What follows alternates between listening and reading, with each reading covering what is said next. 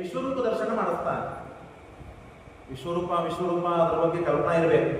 ಹಾಗಾಗಿ ಗೀತೆಯಲ್ಲಿ ಅನೇಕ ಅಂಶಗಳನ್ನು ಮಾತ್ರ ಹೇಳ್ತಾ ಇದ್ದೇನೆ. ಆ ಪರಮಾತ್ಮನ ವಿಶ್ವರೂಪ ಅಂದ್ರೆ ಏನು ನಮಗೆ ನೋಡ್ಲಿಕ್ಕೆ ಸಿಗ್ತದೆ. ಯಾರೋ ಹುಚ್ಚರು ಫೋಟೋಗಳನ್ನು ಮಾಡಿಟ್ಬಿಟ್ಟಿರ್ತಾರೆ. ಒಂದು ದೇವರಿಗೆ ಒಂದು ಮುಖ ಅಥವಾ ಒಂದು 10, 20, ಒಂದು 30 ಮುಖ, ಒಂದು 10 ಕೈಗಳು, ಆಮೇಲೆ ಒಂದು 16 ಆಯುಧಗಳನ್ನು ಇಟ್ಟು ಇದು ದೇವರ ವಿಶ್ವರೂಪ ಅಂತ ಮಾಡ್ತಾರೆ. ಯಾಕಂದ್ರೆ ಅವ್ರಿಗೆ ಅಟ್ಟೆ ಗೊತ್ತಿರ್ತದೆ ಅಥವಾ ಫೋಟೋದಲ್ಲಿ ಅಟ್ಟೆ ಮಾಡ್ಲಿಕ್ಕೆ ಬರ್ತದೆ. ಹಾಗಾಗಿ ನಾನ್ಸೆನ್ಸ್ ಅಂತ ಹೇಳ್ತಾರೆ ಶಾಸ್ತ್ರ. ಆಗ ಮಾಡಿದರೆ ದೇವರಿಗೆ, ದೇವರ ಸ್ವಾತಂತ್ರ್ಯಕ್ಕೆ, ದೇವರ ಅನಂತ ಶಕ್ತಿಗೆ ಇದು ದೇವರಿಗೆ ಅಪರಿಪೂರ್ಣ ಅಂತ ಮಾಡಿಟ್ಟಂತೆ ಆಗ್ತದೆ. ಬಹಳ ಅದ್ಭುತ ಇದೆ. ಇದಕ್ಕೆಲ್ಲ ಸಮಯ ಬೇಕು ಅಂದ್ರೆ ಹೇಳಲಿಕ್ಕೆ ಸಾಧ್ಯ. ಅಂತ ವಿಶ್ವರೂಪವನ್ನ ಪರಮಾತ್ಮ ನೀನು ನನಗೆ ತೋರಿಸು ಅಂತ ಅರ್ಜುನ ಪ್ರಾರ್ಥನೆ ಮಾಡ್ತಾನೆ. ಏನದು ವಿಶ್ವರೂಪ? ವಿಶ್ವರೂಪದ ಕಾನ್ಸೆಪ್ಟ್ ಏನಿದೆ ಶಾಸ್ತ್ರದಲ್ಲಿ? ವಿಶ್ವರೂಪ ಅಂದ್ರೆ ಏನು ಅಂತಂದ್ರೆ ಬಹಳ ಅದ್ಭುತ. ಆ ವಿಶ್ವರೂಪವನ್ನು ನೀನು ನೋಡ್ತೀಯಾ ಅಂತಂದಾಗ ಅವಶ್ಯ ನೋಡ್ತೇನೆ, ಆದ್ರೆ ಈ ಕಣ್ಣಿನಿಂದ ನೋಡ್ಲಿಕ್ಕೆ ಆಗ್ತದೋ ಇಲ್ಲೋ ಗೊತ್ತಿಲ್ಲ, ನನಗೆ ನೋಡ್ಲಿಕ್ಕೆ ಯೋಗ್ಯತೆ ಆದನೋ ಇಲ್ಲೋ ಗೊತ್ತಿಲ್ಲ. ಅದನ್ನ ನೀನೇ ತಿಳಿದು ನನಗೆ ನೀನು ಹೇಳಬೇಕು, ತಿಳಿಸಬೇಕು, ನೋಡಿಸ್ಬೇಕು. ನತುಮಾಂ ಶಕ್ಯಸೇ ದ್ರಷ್ಟುಂ, ನನ್ನ ಹಠಕ್ಕೆ ನೀನು ತೋರಿಸುವ ಕಾರಣ ಇಲ್ಲ. ನನಗೆ ನೋಡಲು ಯೋಗ್ಯತಾ ಇದ್ದರೆ ಅದನ್ನು ತೋರಿಸು ದೇವರು, ಇಲ್ಲದೆ ತೋರಿಸ್ಲಿಕ್ಕೆ ಹೋಗ್ಬೇಡ ನೀನು.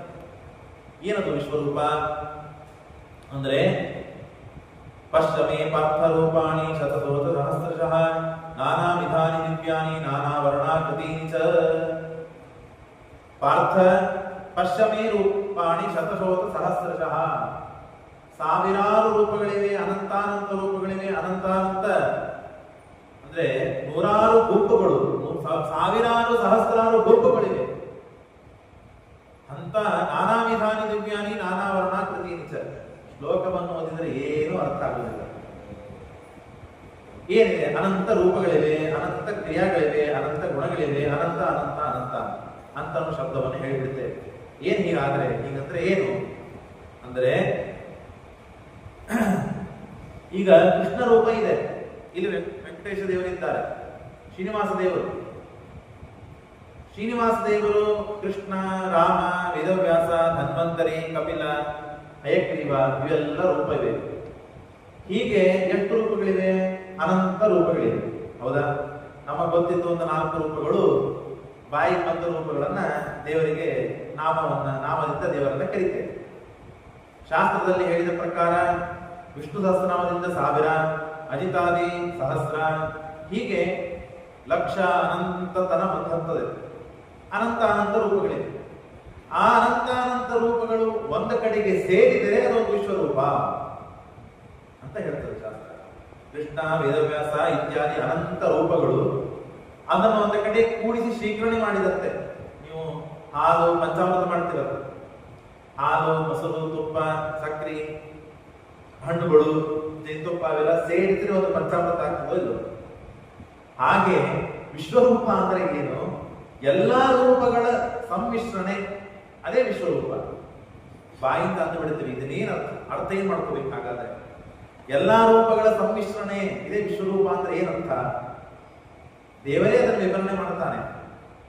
ನಮ್ಮ ಬುದ್ಧಿಗೆ ನಲುಕಿದಷ್ಟು ನಾನು ಹೇಳಿ ಪ್ರಯತ್ನ ಮಾಡ್ತೇನೆ. ಪಶ್ಚಮೇ ಪಾರ್ಥರೂಪಾಣಿ ಶತಶೋತ ಸಹಸ್ರಶಃ ನಾನಾ ವಿಧಾನಿ ದಿವ್ಯಾನಿ ನಾನಾ ವರ್ಣಾಕೃತೀನಿ ಚ. ಅಂದರೆ ದೇವರಿಗೆ ಈಗ ಕೃಷ್ಣ ರೂಪ ಅವು ಅನಂತ ಇವೆ. ಒಂದೇ ಕೃಷ್ಣ ರೂಪ ಅನಂತ ಇದೆಯೇ ಇಲ್ಲೋ? ಅನಂತ ಇದೆ. ಒಂದೇ ರಾಮರೂಪನೂ ಅನಂತ ಇದೆಯೇ ಇಲ್ಲೋ? ಅನಂತ ಇದೆ. ಒಂದೇ ವೇದವ್ಯಾಸ ದೇವರ ರೂಪನೂ ಅನಂತ ಇದೆಯೋ ಇಲ್ಲೋ? ಅನಂತ ಇದೆ. ಆ ಎಲ್ಲ ರೂಪಗಳು ಸೇರಿದರೆ ಅದು ಅನಂತವಾಗ್ತದೆ. ಮತ್ತೊಮ್ಮೆ ಹೇಳ್ತೇನೆ ಕೇಳಿ. ಈಗ ಶ್ರೀನಿವಾಸ ದೇವರಿದ್ದಾರೆ. ಶ್ರೀನಿವಾಸ ದೇವರು ಒಂದೇ ಅಲ್ಲ, ಅನಂತ ಶ್ರೀನಿವಾಸ. ಶ್ರೀನಿವಾಸ ಒಂದೇ ರೂಪ ಇದು ಅನಂತ ಇದೆ. ಕೃಷ್ಣ ಇದ್ದಾನೆ, ಆ ಕೃಷ್ಣನ ಒಂದೇ ರೂಪ ಅನಂತ ಇದೆ. ಕೃಷ್ಣನಾಗಿಯೇನೆ, ರಾಮನಾಗಿ ಅನಂತ ಅಲ್ಲ, ಕೃಷ್ಣ ಅಂತನ್ನುವ ರೂಪನೇ ಅನಂತ ಇದೆ. ರಾಮ ಅಂತನೂ ರೂಪನೇ ಅನಂತ ಇದೆ. ವೇದವ್ಯಾಸ ಅಂತ ರೂಪವೇ ಅನಂತ ಇದೆ. ಹಾಗೆ ಈ ಎಲ್ಲ ರೂಪಗಳು ಅನಂತವಾಗಿವೆ. ಈ ಎಲ್ಲ ಅನಂತವಾದ ರೂಪಗಳು ಒಂದು ಸೇರಿದರೆ ವಿಶ್ವರೂಪ, ಅದು ಅನಂತ ಇದೆ. ಇದು ವಿಶ್ವರೂಪ. ಮತ್ತೊಂದು ಸ್ವಲ್ಪ ವಿವರಣೆ ಮಾಡ್ತಾರೆ. ಅಂದರೆ ಏನು?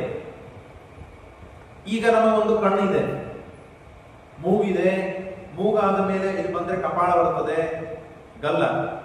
ಆ ಗಲ್ಲ ಆದ್ಮೇಲೆ ಕಣ್ಣಿದೆ, ಕಣ್ಣಾದ ಮೇಲೆ ಕಿವಿ ಇದೆ, ಮುಗೀತು. ಹಾಗೆ ದೇವರಿಗೆ ಕಣ್ಣು ಎಷ್ಟಿದೆ? ಅನಂತವಾಗಿ ಕಣ್ಣಿದೆ. ದೇವರಿಗೆ ತಲೆ ಎಷ್ಟಿದೆ? ಅನಂತವಾದ ತಲೆ ಇದೆ. ಸ್ವಲ್ಪ ಗಮನ ಕೊಟ್ಟರೆ ಅರ್ಥ ಆಗ್ತದೆ. ಕಿವಿ ಎಷ್ಟಿದೆ? ಅನಂತ ಇದೆ. ಅಂದ್ರೆ ಏನು? ಅನಂತ ಕಿವಿಗಳು. ನಮಗೆಲ್ಲ ಎರಡೇ ಕಿವಿಗಳು. ದೇವರಿಗೆ ಕಿವಿಗಳೆಷ್ಟು? ಅನಂತ ಕಿವಿಗಳು. ಇದು ಒಂದರ್ಥ. ಇದ್ದ ಎರಡು ಕಿವಿಗಳು ಅಥವಾ ಇದ್ದ ಒಂದು ಕಿವಿನೂ ಅನಂತವಾಗಿದೆ. ಇದು ಅರ್ಥ ಆಗುವುದಿಲ್ಲ. ಅದು ಅರ್ಥ ಆಗುವುದಿಲ್ಲ, ಇದು ಅರ್ಥ ಆಗುವುದಿಲ್ಲ. ಸುಮ್ಮನೆ ಶಬ್ದವನ್ನೇ ಹೇಳ್ತೇವೆ. ಅಂದ್ರೆ ಏನು? ಸುಮ್ಮನೆ ಮುಂದೆ ಬರ್ತದೆ ಅಲ್ಲ.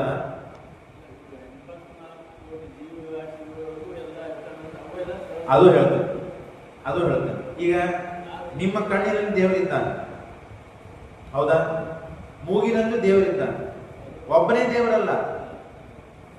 ಮೂಗಿನಲ್ಲಿ ಅದಕ್ಕೆಲ್ಲ ಷೋಡಶಿ ಚತುರ್ದಶಿ ಬೇಕಾಗ್ತದೆ.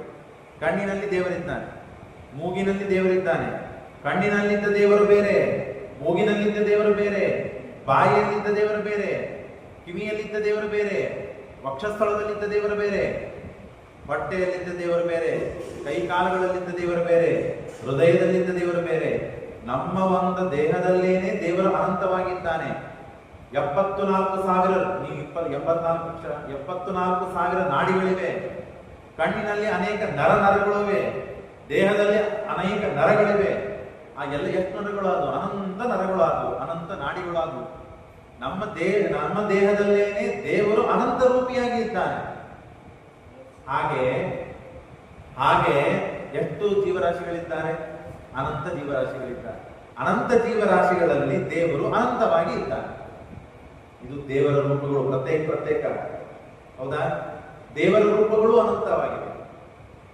ದೇವರ ಪ್ರತ್ಯೇಕ ರೂಪವೂ ಅನಂತವಾಗಿದೆ. ನಾವು ಅದಕ್ಕೆ ಹೇಳಿದ್ದೆ, ಎಷ್ಟು ಹಿಗ್ಗಿಸ್ತಾ ಹೋಗ್ತೀನಿ. ನೀವು ಕೇಳಿದ್ದಕ್ಕೆ ನಾನು ಹೇಳ್ತಾ ಹೋದೆ. ಎಷ್ಟು ಹಿಗ್ಗಿಸ್ತೀನಿ ಅಷ್ಟು ಬೆಳೀತದೆ. ಇದು ನಮಗೆ ತಲೆಗೆ ತೋಚಲು ಎಷ್ಟು ಸಾಧ್ಯವಿದೆ ಅಷ್ಟು ತೋರಿಸ್ತದೆ. ಸ್ಟಾಪ್ ಆಗಿಬಿಡ್ತದೆ, ನಿಂತು ಬಿಡುತ್ತದೆ. ಯಾಕೆ? ನಮ್ಮ ಶಕ್ತಿ ಕಮ್ಮಿ ಆಗ್ತದೆ, ತಲೆ ಬೇನೆ ಆಗ್ತದೆ. ಇಬ್ರು ವ್ಯಕ್ತಿ ಇದ್ದಾರೆ, ಹೇಳ್ತಿದ್ದಾರೆ. ಇಬ್ರು ವ್ಯಕ್ತಿ ಇದ್ದಾರೆ. ಈಗ ನೀವೊಬ್ಬರು ಇದ್ದೀರಿ, ಇವರೊಬ್ರು ಇದ್ದಾರೆ. ಬೀಗರು ಬಗ್ಲಿ ಕೂತೀರಿ ಇಬ್ರಿಗೂ ಚಸ್ಮಾ ಇಲ್ಲ. ಅವ್ರಿಗೆ ಚಸ್ಮಾ ಅದು. ಅವ್ರಿಗೂ ನೀವು ಇಬ್ರು ಕೂಡಿಸಿ ಒಂದ್ ಕಡೆ ಎಲ್ಲೋ ಊರಿಗೆ ಹೋಗ್ಬೇಕಾಗಿದೆ, ಅಥವಾ ಬೇರೆ ಕಡೆಗೆ ಎಲ್ಲೋ ಒಂದ್ ಕಡೆ ಊಟಕ್ಕೆ ಹೋಗ್ಬೇಕಾಗಿದೆ. ನಿಮ್ಮನ್ನ ಕರೆದುಕೊಂಡು ಹೋಗ್ಲಿಕ್ಕೆ ಒಂದು ಗಾಡಿ ಬರ್ತಾ ಇದೆ. ನೀವಂದ್ರಿ, ಯಜಮಾನ್ರೆ ಗಾಡಿ ಮತ್ತು ರೆಡಿ ಆಗಿದೆ. ಎಲ್ಲಿ ಬಂದಿದ್ರಿ? ಸುಳ್ಳು ಮಾತಾಡ್ಬಿಟ್ರಿ, ಸುಮ್ಮಿರ್ಲಿ. ಎಲ್ಲಿ ಬಂದಿದೆ? ನಮ್ಮ ಧಾರವಾಡ ಕಷ್ಟದೇ ಕಳೆದಿದೆ. ಎಲ್ಲಿ ಬಂದಿದೆ? ಬಂದಿಲ್ಲ. ಯಾಕ್ರಿ? ಅಲ್ಲಿ ಬರ್ಲಿಕ್ಕೆ ತಂದು ನೋಡ್ರಿ ಅಂದಾಗ ನೋಡಿದ್ರು, ತಡೆ ಹಾಗಾದ್ರೆ ಒಂದು ನಿಮಿಷ, ಅವ್ರಿಗೆ ಕಂಡಿಲ್ಲ. ಯಾಕಂದ್ರೆ ಅವ್ರು ಚಸ್ಮಾ ಹಾಕೊಂಡಿಲ್ಲ, ಚಸ್ಮಾ ತೆಗೆದಿಟ್ಟ, ಚಸ್ಮಾ ಕೊಡೋಣ ಅವ್ರಿಗೆ ಅಂತ ಹೇಳಿ ನೀವು ಬೀಗದ್ದು ಅವ್ರ ಚಸ್ಮಾ ಕೊಟ್ರಿ. ಅವ್ರ ಚಸ್ಮಾ ಹಾಕೊಂಡ್ರು. ಹೌದು, ಬರ್ಲಿಕ್ಕೆ ಅಂದ್ರೆ ನೀವು ಹೇಳಿದ್ ಸುಳ್ಳಿತ್ತ? ಇಲ್ಲ, ಕರೆ ಇತ್ತು. ನೀವು ಹೇಳಿದ್ದು ಸುಳ್ಳಿತ್ತ? ಕರೆ ಇತ್ತು. ಅವ್ರ ಚಸ್ಮಾ ತೆಗೆದಾಗ ಅವ್ರಿಗೆ ಕಾಣದೇ ಇದ್ದದ್ದು ಅವ್ರು ಹೇಳಿದ್ದಾರೆ. ಪಾಪ ನಿಮ್ಮ ಕಣ್ಣು ಚಲೋ ಅಲ್ವ, ನೀವು ಅದನ್ನು ನೋಡಿರಿ, ಅದನ್ನು ಹೇಳಿರಿ. ಹಾಕೊಂಡ ಮೇಲೆ ಅವ್ರಿಗೆ ಕರೆ ಏನದು ಕಾಣ್ತಾ ಇದೆ ಅದನ್ನು ಹೇಳ್ತಾ ಇದ್ದಾರೆ. ಅಂದ್ರೆ ಏನ್ ಅರ್ಥ ಆಯ್ತು? ಇದ್ದ ಪದಾರ್ಥವನ್ನ ನಮಗೆ ನೋಡ್ಲಿಕ್ಕೆ ಆಗ್ತದೆ, ನೋಡ್ಲಿಕ್ಕೆ ಆಗೋದಿಲ್ಲ. ಇನ್ನು ನಿಮ್ಗಿಂತ ತಳಗಿನ ವಯಸ್ಸಿನವನಿದ್ದಾನೆ, ನನಗಿಂತ ತಳಗಿನ ವಯಸ್ಸಿದ್ದಾನೆ. ಇನ್ನ ಚುರುಕಿರ್ತದೆ ಕಣ್ಣು, ಇನ್ನ ಶಾರ್ಪ್ ಇರ್ತದೆ, ಇನ್ನ ದೂರಿನ ಪದಾರ್ಥವನ್ನು ನೋಡ್ಲಿಕ್ಕೆ ಸಾಮರ್ಥ್ಯ ಇರ್ತದೆ ಅವನಿಗೆ. ನಿಮಗ್ ಕಾಣಕ್ಕಿಲ್ಲ, ಅಂದೆಲ್ಲ ಪದಾರ್ಥ ಇಲ್ವಾ? ಹಾಗೆ ಇದೆ ಎಲ್ಲ ತತ್ವಗಳು, ಹಾಗೆ ಇದೆ ಈ ಶಾಸ್ತ್ರಗಳು, ಹಾಗೆ ಇದೆ ಎಲ್ಲ ಸಿದ್ಧಾಂತಗಳು.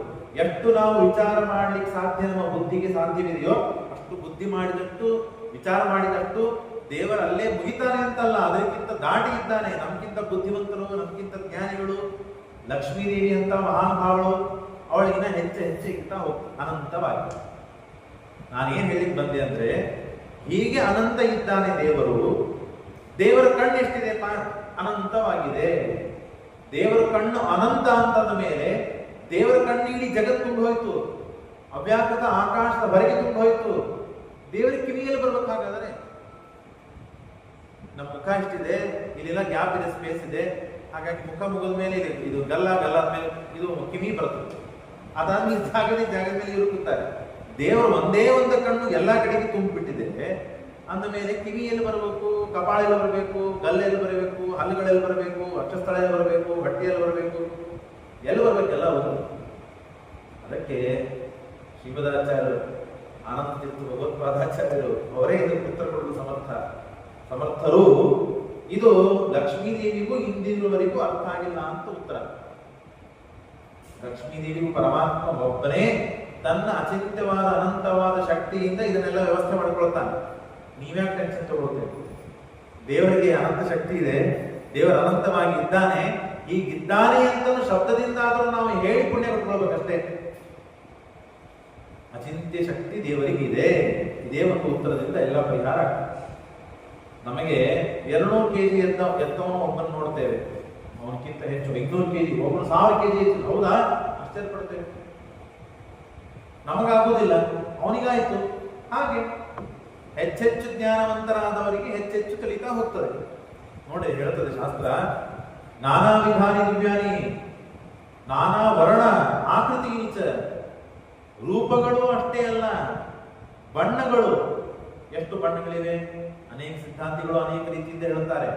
ನಮ್ಮಲ್ಲಿ ಅನಂತ ಬಣ್ಣಗಳು, ಎಲ್ಲಾ ಬಣ್ಣಗಳಲ್ಲೂ ದೇವರಿದ್ದಾನೆ.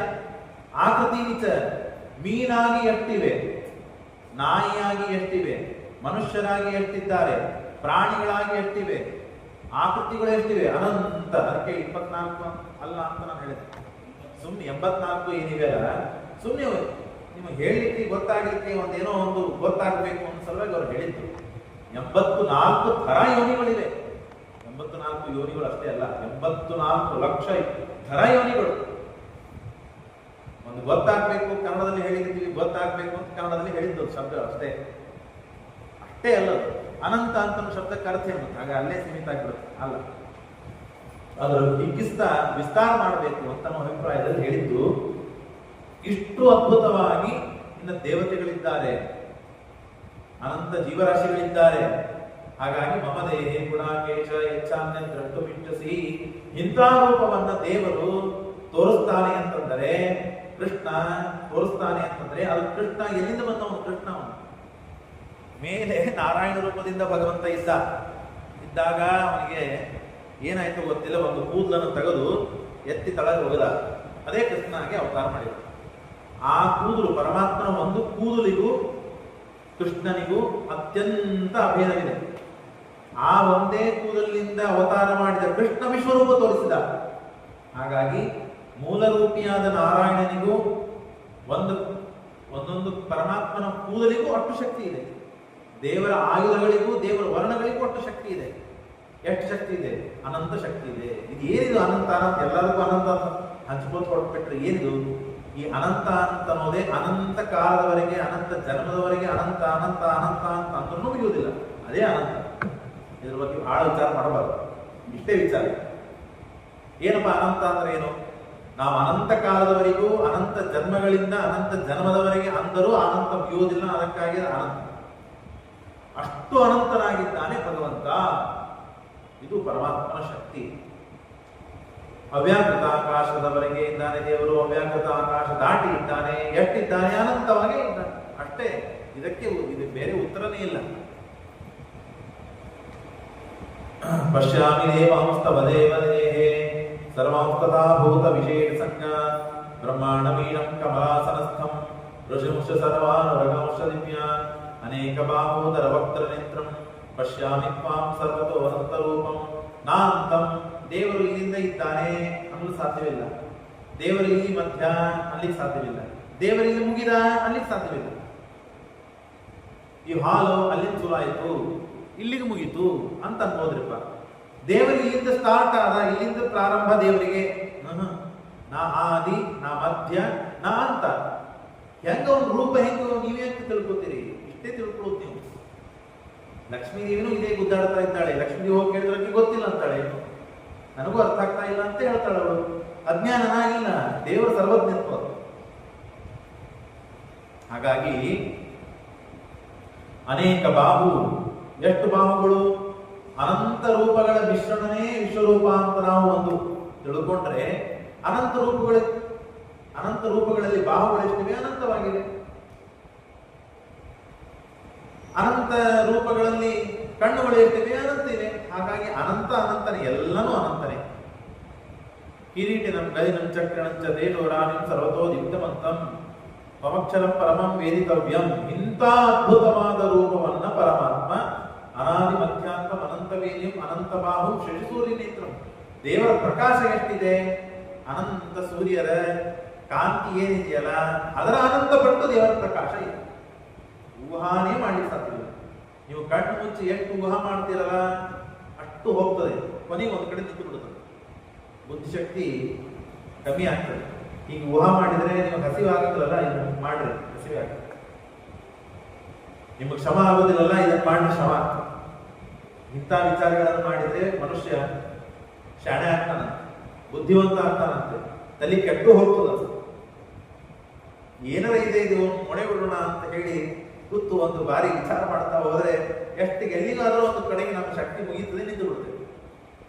ಆಗ ಎದ್ದ ಮೇಲೆ ಮನುಷ್ಯನಿಗೆ ಒಂದು ಸಂತೋಷನೂ ಆಗಿರ್ತದೆ, ಒಂದು ದುಃಖನೂ ಆಗಿರ್ತದೆ, ಒಂದು ಉತ್ಸಾಹನೂ ಹೊಂದಿರುತ್ತೆ, ಒಂದು ಅನುತ್ಸಾಹನೂ ಹೊಂದಿರುತ್ತೆ. ಇಷ್ಟು ವಿಚಾರ ಮಾಡ್ಲಿಕ್ಕೆ ನಂಗೆ ಶಕ್ತಿ ಆಯ್ತಲ್ಲ ಅಂತ ಸಂತೋಷ, ಇಲ್ಲಿಗೆ ನಿಂತು ಬಿಡ್ತಲ್ಲ ಅಂತ ದುಃಖ, ಇನ್ನು ಮೇಲೆ ಹೆಚ್ಚು ಮಾಡಬೇಕು ಅಂತ ಉತ್ಸಾಹ, ಎಷ್ಟಾದ್ರೂ ಇಲ್ಲಿ ನಿಂತು ಬಿಡ್ತದಲ್ಲ ಅಂತ ಅನುತ್ಸಾಹ. ಏನ್ ಮಾಡ್ತೇವೆ ಹೇಳಿ? ಇಷ್ಟು ಅಪಾರ ಇದ್ದಾನೆ ಭಗವಂತ. ಇಂಥ ಜ್ಞಾನವನ್ನು ಪಡೀಲಿಕ್ಕೆ ಸಾಧ್ಯವಿದೆ. ಯಾವುದರಿಂದ? ಕರ್ಮದಿಂದ. ಮತ್ತೆ ನಾವೆಲ್ಲ ಹೋಗ್ಬೇಕು. ಕರ್ಮ, ಜ್ಞಾನ, ಭಕ್ತಿ. ಭಕ್ತಿಯಿಂದ ಪ್ರಸಾದ, ಮೋಕ್ಷ. ಇದು ಒಟ್ಟಾರೆ ಮೂಲ ಹೇಳಿದ್ದಾರೆ ಪರಮಾತ್ಮ. ಹಾಗಾಗಿ ಇದು ಒಂದು ದಿನದ್ದು, ಒಂದು ಜನ್ಮದ್ದು, ಒಬ್ಬ ಗುರುಗಳಿಂದ ಕೇಳಿ ಕಲ್ತದ್ದಲ್ಲಿದು, ಕಲ್ತ್ರೆ ಬರೋದಲ್ಲಿದು. ಹಾಗಾಗಿ ಶ್ರವಣ ಮಾಡ್ತಾನೇ ಇರಬೇಕು ಇದ್ರ ಬಗ್ಗೆ.